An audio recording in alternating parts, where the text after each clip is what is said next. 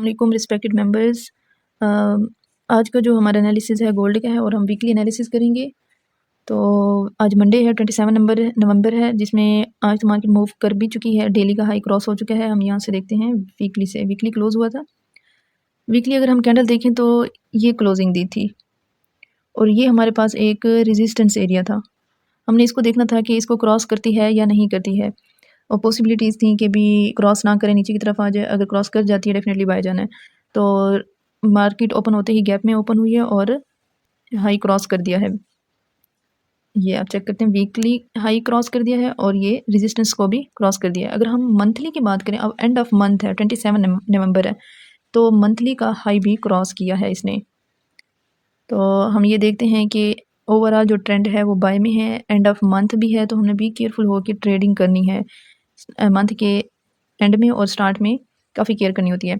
तो ये हमारे पास वीकली है कि इसने हाई क्रॉस किया हुआ है और ऊपर कोई ऐसी ख़ास रेजिस्टेंस नहीं है। अगर हम यहाँ पर देखें तो अच्छी कैंडल्स के साथ ये वाली दो जो है ना क्लोज हुई थी कैंडल्स, बहुत अच्छे तरीके से बाय पैटर्न दे के ओके इंगल्फ किया हुआ है बाय ने। और ये नेक्स्ट कैंडल ने भी वीकली हाई क्रॉस कर दिया है। इट्स मीन के जो गोल्ड के चांसेस हैं वो 2100-2200 की तरफ जाने के हैं। ओके, तो हम अब वीकली की तरफ चलते हैं। वीकली हमने देख लिया, डिस्कस कर लिया, अब डेली की तरफ देखते हैं।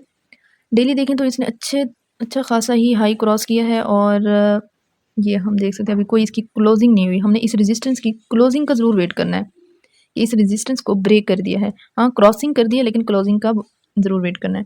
H4 की तरफ चलते हैं कि आज की हमारी क्या एंट्रीज हो सकती हैं। तो H4 ने इस रेजिस्टेंस को ब्रेक कर दिया है अच्छे तरीके से, ये हम देख सकते हैं। ये ब्रेकआउट दिया हुआ है, इन कैंडल्स के ऊपर ही क्लोजिंग दी हुई है ग्रीन कैंडल ने। ओके, तो अभी इस टाइम हमारे पास ये है कि अपॉर्चुनिटीज़ हमने बाय में ढूंढनी है। इस बात को फोकस में रखें कि देखना हमने बाय में है और बाइंग एरियाज, बाइंग प्राइस कौन सी हो सकती है। तो H1 की तरफ चलते हैं। एक तो यहाँ पर देखें कि ये जो है ना गैप है मार्केट में, मार्केट इसे इस गैप को फिल करने आ सकती है और यहाँ पर हमें कोई डिमांड एरिया और सपोर्ट मिलती है तो हम यहाँ से बाय कर सकते हैं। क्लियर पैटर्न्स की तरफ चलते हैं, हमें STF पे मिलेगा छोटे टाइम फ्रेम पे। अगर हम यहाँ पर देखें तो ये हमारे पास कंप्लीट एक सपोर्ट एरिया है। ये हमारे पास सपोर्ट एरिया है और यहीं पर अगर हम देखें तो हमें इंगल्फ कैंडल ये मिल रही है। ये हमारे पास इंगल्फ कैंडल है और M30 पर ज़रा हम चक्कर लगाते हैं तो ये एक कैंडल ने ही इंगल्फ किया हुआ है। ये हमारे पास सपोर्ट है क्योंकि हमें मिनिमम 2 कैंडल्स चाहिए।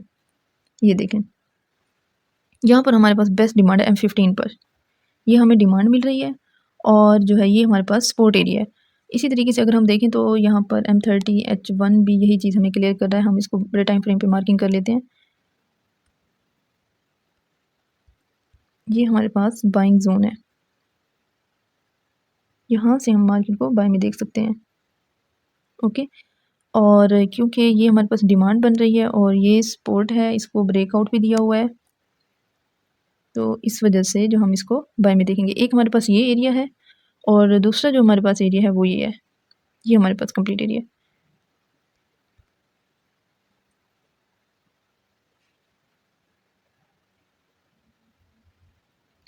हमने गोल्ड को देखना बाय में है और बाइंग प्राइसेस कौन सी है, ये है 1997 टू 1994। यहाँ से अगर हम देखते हैं 2006 से लेके 2001, तो ये जो प्राइसेस हैं आप यहाँ से बाय एंट्री ले सकते हैं। ज़रूर आपको 40, 50, 100 पिप तक भी ये दे सकती है मार्केट की सिचुएशन के साथ, और यहाँ से आप अच्छी खासी जो है ना पिप्स निकाल सकते हैं। ओवरऑल जो है गोल्ड को बाय में देखें और हाँ, मंथली कैंडल क्लोजिंग टाइम है तो इसकी क्लोजिंग का भी वेट करें, कंफर्मेशन के साथ जो है ना एंट्रीज लें। ये हमारे पास जो है आज की एंट्रीज हैं और वीकली मैं आपको बता चुकी हूँ कि weekly overall market buy zone में है और हर डिप से गोल्ड को बाय करें क्योंकि ऊपर कोई ऐसी खास रेजिस्टेंस नहीं है। हाँ, विक्स हैं, यहाँ से मार्केट कहीं टर्न दे सकती है इस एरिया से 2055 टू 2075, राइट। ये जो एरिया है ना, यहाँ से मार्केट कहीं से भी टर्न सेल में रिवर्सल दे सकती है। ओवरऑल बाय में है, हम इसको बाय में ही एंट्रीज इसकी पकड़ें तो हमें बेनिफिट मिल सकता है। क्योंकि वीकली भी मैं आपको, मंथली भी आपको बता चुकी हूँ कि मंथली का इंगल्फ करके मार्केट अच्छे तरीके से बाय एरिया दिया हुआ है, बाय कंफर्मेशन दी हुई है। ये चेक करें, यहाँ पर इंगल्फ किया और यहाँ पर अगेन इंगल्फ किया और आगे हमें कोई रेजिस्टेंस नहीं मिल रही ख़ास। मंथली का हाई भी क्रॉस कर लिया, इसको बाय जाना चाहिए, राइट। तो देखते हैं हमारा आज की हम न्यूज़ को इस वीक की न्यूज़ को चेक कर लेते हैं कि क्या जो है डाटा आ रहे हैं।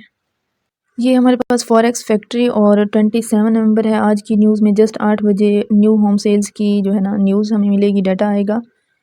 तो मार्केट एक बार याद रखिए कि मार्केट ऑलरेडी इम्पैक्ट कर चुकी है, मूवमेंट कर चुकी है। पॉसिबिलिटीज़ हैं 8 PM की जो यूएसडी की न्यू होम सेल्स की जो न्यूज़ है, इतना इम्पैक्ट ना करें। कोई $5 ज़्यादा से ज़्यादा $7 इतना ही मूवमेंट देगी, ज़्यादा बड़ी मूवमेंट नहीं देने वाली। अगर हम इसका डाटा रीड करें तो ये देखें कि हमें इसका ग्रेटर चाहिए, फोरकास्ट से ग्रेटर आना चाहिए। इट्स मीन कि ये जो हमारे पास फोरकास्ट डाटा है 724, इससे ज़्यादा आएगा तो यूएसडी के हक में होगा कि यूएसडी स्ट्रॉन्ग हो रहा है, राइट। तो 28 नवंबर को हम देख लेते हैं, एयूडी की है, हमने यूएसडी की तरफ चलना है।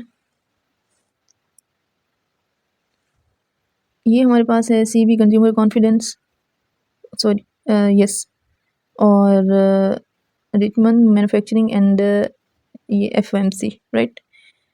अच्छा, जब ये जो न्यूज़ है ये जब 2-3 इकट्ठे आ जाए ना इस तरीके से, रेड और कुछ और, तो इसका इम्पैक्ट कुछ पड़ता है। इसकी पॉसिबिलिटीज़ हैं ये इम्पैक्ट डाल जाए गोल्ड को बाय या सेल में, जिस में डाटा आएगा। टेक्निकल तो हम बाय में देख रहे हैं और डॉलर वीक हो जाता है तो मतलब इसका इम्पैक्ट आएगा कोई $100 to $15 का। अगर पिप में बात करें तो 100 पिप से 150 पिप तक का। 29 वेडनेसडे को जो न्यूज़ हैं वो एनजेडी की हैं। हमारा जो टारगेट है वो यूएसडी का है। प्रीलिम जीडीपी, इसका भी असर पड़ सकता है और अच्छा हो सकता है कि इसका भी ऐसे 15 to 200, राइट। 150 पिप टू 200 ऐसे कह सकते हैं, $15 to $20। बट ये है कि इसका डाटा आने तक ही हमें पता चलेगा कि ये सेल में है या बाय में है। बस एक नॉन फॉर्म एम्प्लॉयमेंट में होती है, जो एम्प्लॉयमेंट रेट होते हैं ना, उसमें ये होता है रोज़गारी बेरोज़गारी का सीन होता है, जिसमें हमें लेस देन चाहिए होता है। बाकी सब में जो है ना हमें ग्रेटर देन चाहिए होता है। जैसे ये हमारे पास है, ये अनएम्प्लॉयमेंट क्लेम। अगर हमारे पास अनएम्प्लॉयमेंट क्लेम का मतलब है जो बेरोज़गारी है उसकी शिकायत कितनी आ रही हैं। डेफिनेटली अगर बेरोज़गारी डॉलर की अमेरिका में कम हुई है, हम वो तो हम क्या मानेंगे, डेफिनेटली यही कि भी बेरोज़गारी कम होती है तो करेंसी इट्स मीन इम्प्रूव होती है ना, मुल्क के हालात बेहतर होते हैं। अगर बेरोज़गारी बढ़ती है तो समझें कि मुल्क के हालात ख़राब हो रहे हैं, डॉलर वीक होगा। अगर कम होती है, ये एक डाटा है अनएम्प्लॉयमेंट का, जिसमें लेस देन हो तो डॉलर को स्ट्रेंथ मिलती है, डॉलर स्ट्रॉन्ग होता है। क्योंकि लॉजिक है कि अगर अनएम्प्लॉयमेंट डेफिनेटली कम होगी तो डॉलर का रेट अप होगा, डॉलर स्ट्रॉन्ग होगा। अगर बेरोज़गारी बढ़ेगी तो डॉलर वीक हो जाएगा। तो ये जो हमारे पास है डे कौन सा है, हमें मिल रहा है यहाँ पर थर्सडे। थर्सडे का जो दिन है ये इंपॉर्टेंट है, इसमें मार्केट अच्छी खासी मूव दे सकती है क्योंकि यहाँ पर जो है अनएम्प्लॉयमेंट भी आ रहा है, कोर पीसीई प्राइस इंडेक्स भी आ रहा है एंड कैट की जीडीपी भी आ रही है। तो इन सबको मिला के ये अच्छी मूव दे सकती है। फ्राइडे की तरफ चलते हैं। फेड चेयर पावल की भी स्पीच है इसमें, और ये एम्प्लॉयमेंट चेंज एंड अनएम्प्लॉयमेंट ये कैट की है। और कैट के साथ भी गोल्ड मूवमेंट कभी कभार दे देता है, तो इसका ध्यान ज़रूर रखना चाहिए।